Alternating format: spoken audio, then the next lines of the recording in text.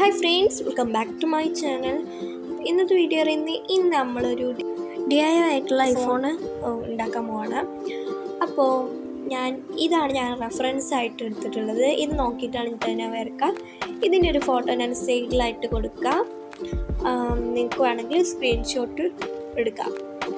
Okay, നോക്കി വരയ്ക്കാനായിട്ട്. അപ്പോൾ ഞാൻ ഇത് നോക്കിയിട്ട് A4 വരച്ചെടുക്കുകയാണ് ചെയ്യുന്നത് കേട്ടോ. എന്നിട്ട് അത് കട്ട് ചെയ്തെടുക്കും. അതാണ് കേട്ടോ ചെയ്യുന്നത്. അപ്പോൾ നമുക്കിത് വരച്ചെടുക്കാം. അപ്പോൾ ഞാൻ അതിൻ്റെ ബോക്സിൻ്റെ അതും പിന്നെ ഐഫോൺ പീൽ ചെയ്യുന്ന ഒരു സാധനം മാത്രം വരച്ചിട്ടുണ്ട്. ഇനി നമുക്കിതൊന്ന് കളർ ചെയ്തെടുക്കണം. ഞാനിവിടെ പിങ്ക് അതില്ലാതെ കളേഴ്സ് തന്നെ ഉപയോഗിച്ചിട്ടാണ് കളറുന്നത്.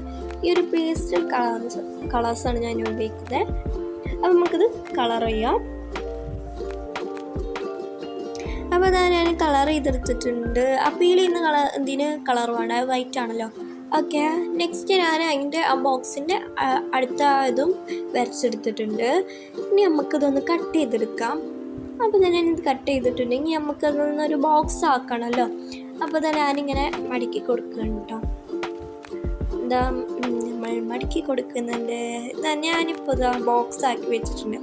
ഇതിൻ്റെ വീഡിയോ എടുക്കാൻ ശരിക്കും മറന്നു കേട്ടോ. ഞാൻ അല്ലെങ്കിൽ വീഡിയോ എടുത്തിരുന്നത്. ഇതെങ്ങനെ ഞാൻ ബോക്സ് ആക്കി വെച്ചാൽ ഇതിൻ്റെ സൈഡിലായിട്ട് പേപ്പർ ഒട്ടിച്ചാണ് ചെയ്യുന്നത്. അപ്പോൾ എൻ്റെ കയ്യിൽ ക്ലിയർ ടാപ്പ് ഇല്ലായിരുന്നു. ഇപ്പോൾ കിട്ടിയതേ ഉള്ളൂ കേട്ടോ.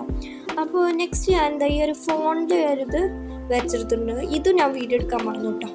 പിന്നെ ഞാൻ ടാപ്പ് വെച്ച് അത് ഫുള്ളായിട്ട് ഫുള്ളായിട്ട് ടാപ്പ് ചെയ്ത് കൊടുത്തിട്ടുണ്ട്.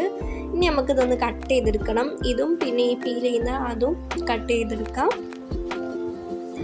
ഓക്കെ, ഞാനിത് കട്ട് ചെയ്തെടുത്തിട്ടുണ്ട്. ഇങ്ങനെയാണ് കേട്ടോ ചെയ്യുന്നത്. ഞാനിങ്ങനെ മടക്കിയിട്ട് അതിൽ സൈഡിലൊക്കെ ഒന്ന് ടാപ്പ് ഒട്ടിച്ചെടുത്തിട്ട് അതിൻ്റെ ഉള്ളിൽ പഞ്ഞി നിറച്ചെടുക്കുകയാണ് ചെയ്യുന്നത് കേട്ടോ.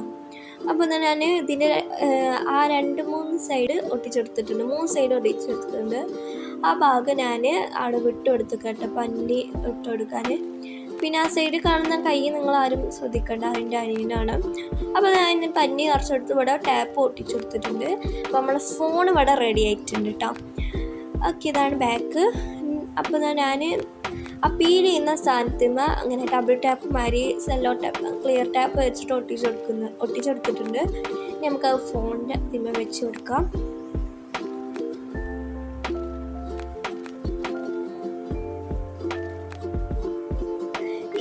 ഇതൊക്കെ വരയ്ക്കാനും ഇതിനൊക്കെ നല്ല പണിയാണ്. നിങ്ങൾക്ക് വേണമെങ്കിൽ പ്രിൻ്റ് എടുക്കും ചെയ്യാം കേട്ടോ. ഈ ഒരു ഞാൻ കാണിക്കുന്ന ഫോട്ടോ പിൻട്രസ്റ്റിലൊക്കെ അവൈലബിൾ ആണ്.